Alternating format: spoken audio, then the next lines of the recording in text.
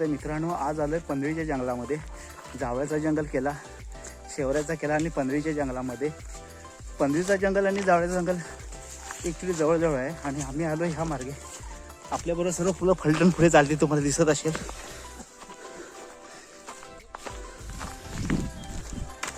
आज पण पुन्हा एकदा जंगल फिरायला, जंगलात काय काय घडतं बघायला. शेवऱ्याच्या जंगलात बघितलं होतं ज्यावेळेस आम्ही कॅमेरा लावला होता, त्यात काही जास्त काय सापडलं नाही, फक्त एक डुक्कर सापडला, म्हणून ते तुम्हाला दाखवत नाही. आणि आज जे आम्ही कॅमेरा लावणार आहोत ते सुद्धा 15 दिवसानंतर काढणार आणि त्याच्यामध्ये काय काय भेटणार ते सुद्धा दाखवणार. पण आता जाऊयापर्यंत जंगलामध्ये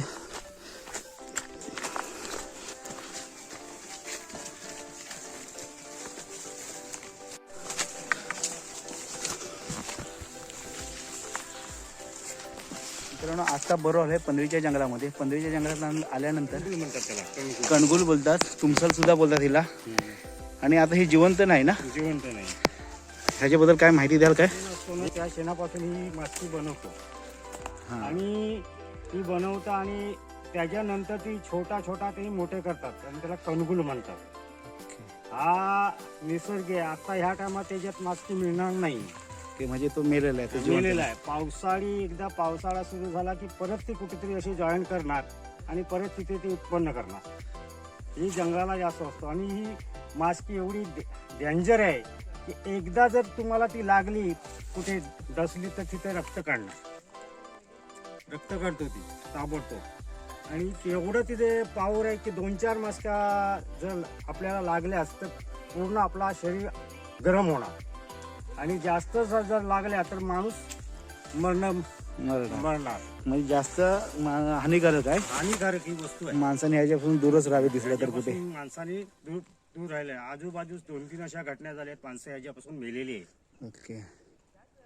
कारण ते रस्त्याच्या कडेलाच असणार. एकदा हल्ला की माणसावरती तुटून पडणार मास्की. एकदा चावली की जन्मावर होऊन तशीच राहते. खतरनाक आहे खूप. चांगली माहिती दिली काकाने. काका खून दाखवतात त्यांना. बघा हीच मास्की इथं ज्या वेळेस लावली होती बघा, ही खून जशी आहे तशीच आहे. आणि हीच आहे त्या कणकाची बोलतात ना, त्याची माशी लागली होती. धारेवरती आलोय. मला वाटतं वरती सपाट्याला पोचलं असं वाटतंय. जावळ्यातून येतो तो पहिल्यांदा खालचा साडा वगैरे असं काय लागत असतं, पण आम्हाला ही काकाने डायरेक्ट वरच्या साडा आणले.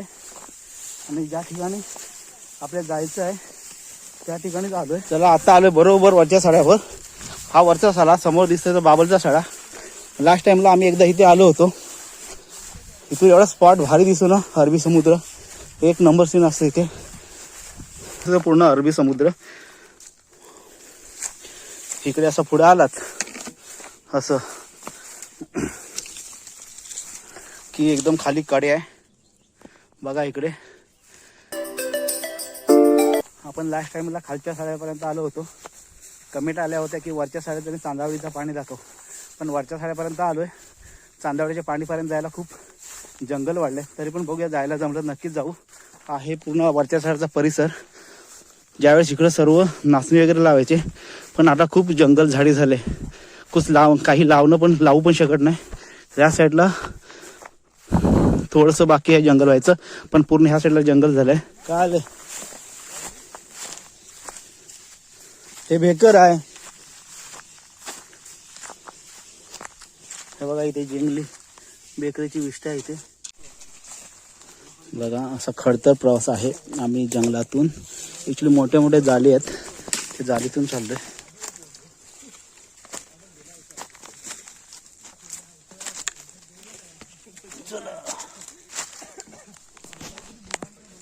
बघा सर्वजण फैलले तिकडे तिकडे. जंगल फिरतोय जंगल. अनेक बोलतात ना, सिसला माहिती असेल. ह्या मसाला म्हणून वापरतो ना रे, मसाला म्हणून वापरतो. सिसला तुम्ही ऐकलं असेल, सिसला झाली ते वरती आहे हा बारीक. आणि ते चटणी आहे ना, एक नंबर बनते. आता वरती चढू शकत नाही. बघूया गरको वगैरे बनवून काढायचा आम्ही प्रयत्न करतोय. हे बाबा काय आयडिया लावतात ते बघू. खाली विनय आहे. चला, रानामध्ये आल्यानं काय ना काय भेटतच असतं आपल्याला. तर आता मिळालं ते सिसलाचं झाड आणि त्याच्या सिसला सुद्धा भरपूर लागलेत. हा तिसलाचं झाड आहे आणि हे आम्हाला वरती दिसतात नाही तिसलं काढायचे. त्यासाठी काकाने एक नंबर जुगाड केलाय. बघा इकडे ही गरको बनवले वरती बघा हुक आकडा बनवलाय आणि अशी ही मोठी गरको बोलतात. आता ह्या झाडावरती चढून ही तिसऱ्या काढायचा आता मी प्रयत्न करणार आहोत. नाही आता चालू केलं.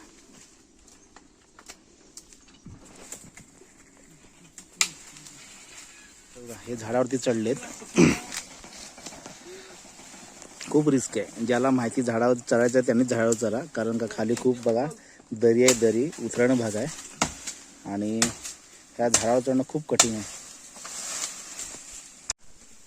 तुटेल ती काय तेवढीच. अरे यार पाठीमागे एका जायला होता. काढले हाताशी आहे ते, पण तुम्हाला सपोर्ट नाही भेटणार एक हातात पकडायला. कोणती मला डायरेक्ट चालेल. ते काय आहे ते शिसलं मसाल्याचा प्रकार एक नंबर चटणी मग त्याची. मग शिसलं मिळालीत, खाली टाकलेत, काकांनी तोडलेत कारण हात पोचत नाही, वरती चढू शकत नाही, ते एकदम खूप दूर आहेत म्हणून ते त्यांनी कोयतीने तेवढाच भाग तोडलाय. ही सर्व मसाल्यासाठी लागणारे शिसलं आहेत आणि काकांनी तोडलीत. आता आपण जवळ जाऊन बघूया शिसलं. त्या सुगंध एक नंबर असतो, मसाल्यामध्ये असतो त्या प्रकारचा सुगंध असतो. चला आपण आता शिसलं बघूया जाऊन. मित्रांनो बघा ही शिसलं आहेत. शिसलांचा सुगंध एकदम भारी असतो ना, एक नंबर. हे शिसलं आहेत आणि मसाल्यामध्ये वापरतात. काय कसं वाटतंय? रिच फ्लेवर एकदम एकदम म्हणजे असं फ्रुटी असं हे हा. फ्लेवर आहे तसं. आणि ह्याचीच ऍक्च्युली काही लोकांना माहिती नसते, ह्याची चटणी एवढी भारी बनते ना. हे आता आम्ही पण कधी काय एवढं बघितलंय भरपूर वेळा, पण कधी हे वाटलं नव्हतं की खाता पण येत असतील. लय भारी आहे. एकदम स्मेल बघ एकदम भारी. रोड घ्यायचा स्मेल घे रे, असा स्मेल घे. थोडं स्पायसी असं मस्त. हा काटेरी आहे. तुम्हाला पण लागेल. सावकाश काटेरी आहे. काट्यामध्ये सोना मिळते ना, दगडामध्ये सोनामध्ये असा स्मेल घे. आहे ना एकदम चटणीमध्ये टाकायचं थोडस 2-3 एक नंबर आहे. बिया पण असतात ते. स्पायसी असं अरे हे ह्याच्यासारखं येते आपल्या काली मिरी सारखं. मस्तपैकी विना घेतोय आता शिसलं तोडून. चटणी बनवणार हा घरी गेल्यानंतर. त्या विण्याच्या चॅनलला जाऊन बघा चटणी कशी असते ते. शॉर्ट व्हिडिओ टाकेल विण्या. तर बघा आम्ही ना छोटेच बघा, आम्ही तुम्हाला मागाशी सांगितलं तर बघा आम्ही छोटेच फांद्या तोडलेल्या आहेत, पूर्ण झाड नाही तोडलं. बघा झाड जसे तसं उभं आहे ना विण्या. आणि हे छोट्या फांद्या तोडून जो आपण शिसलं काढतोय ते घेऊन चाललंय. हा रानटी काढपत्ता ओरिजिनल समोर दिसत नाही तिकडे, तो कढीपत्ता आहे. काका पण आणतात स्मेल. हा गावाला त्याला निमडा बोलतात गावातली लोक. हा हा रिॲक्शन बघा तिकडे विण्याची एक नंबर ओरिजिनल गाव शहर आपल्या रानामध्ये असणारा कढीपत्ता. हा ना एकदम भारी आहे ना मागाशा आम्ही तिसल्याचं झाड बघितलं, त्यांनी तिसलं सुद्धा थोडीशी काढली. आणि जंगलामध्ये आल्यानंतर आम्हाला मिळालाय तो कढीपत्ता. इथे निंबाळा बोलतात. हा बघा कढीपत्ता. इथले लोक ह्याला काय बोलतात? लिंबडा सुद्धा बोलतात गावातील लोक. आणि कसं माहिती नॅचरल जंगलामध्ये वाढलेला लिंबडा, त्या स्वाद पण एकदम भारी आहे. एक मिनिट आपण घेऊन दाखवूया. एक नंबर भारी एकदम स्वाद आहे, कारण का हा स्वाद म्हणजे असा नैसर्गिक आहे आणि जंगलामध्ये खत वगैरे मारून केलेला तो झाड नाही, म्हणून हा नैसर्गिक स्वाद एक नंबर आहे. चला आता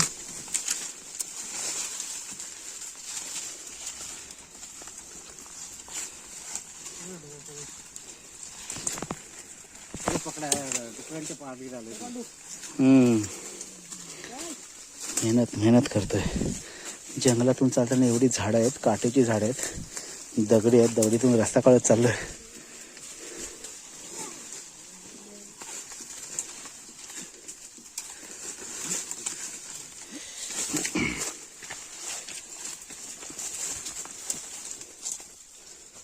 कसं काट्या झाड आहे. थांब हा या काट्याचं झाड होतं. चलो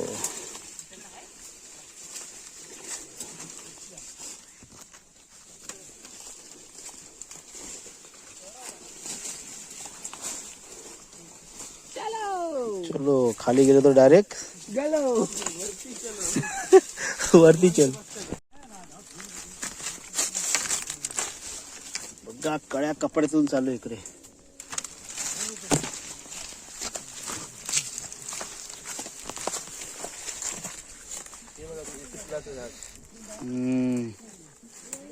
हे छोटस आहे,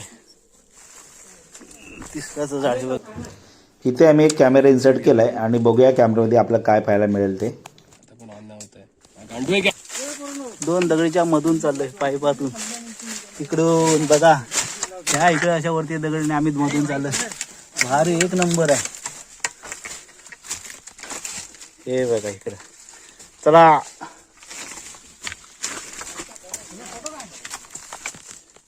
गोव्यातून आले, गोव्यातून पोरं. चौकसा काटा आहे इथे.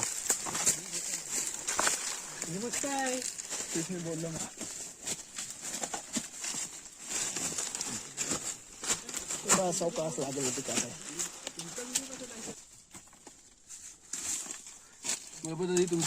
तुमची काठी घ्या, तुमची हाय.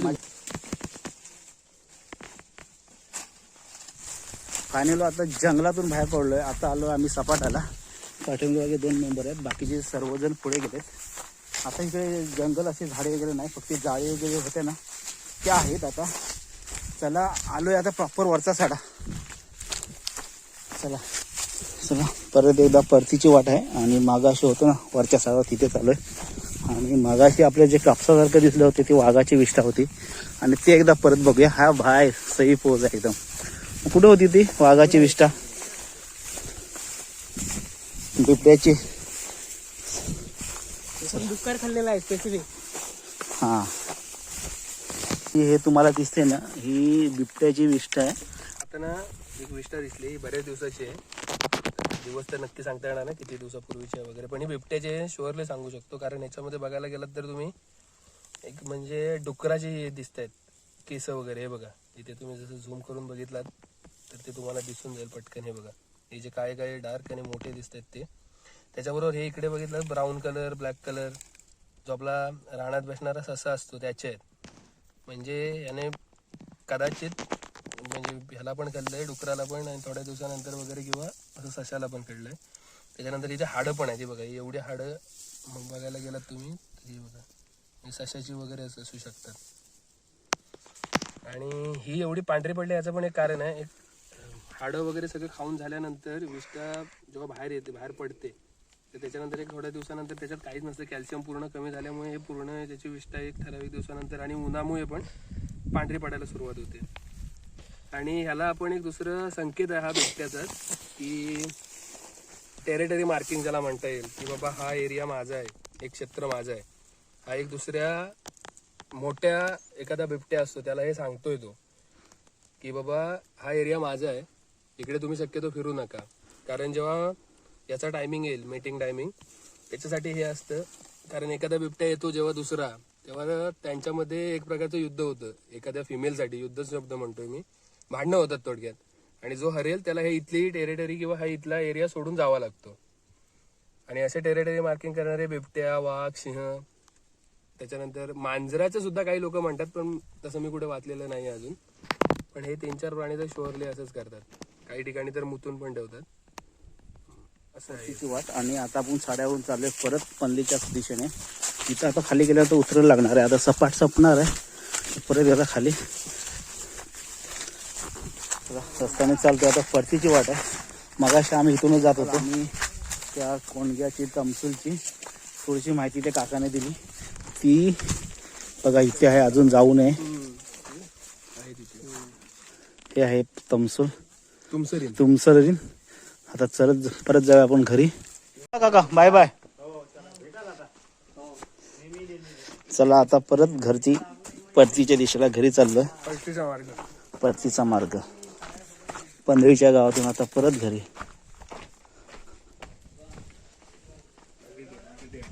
आता आम्ही निघालो घरोघरी. प्रत्येक जण आपली बाईक घेऊन चालतोय. अक्षय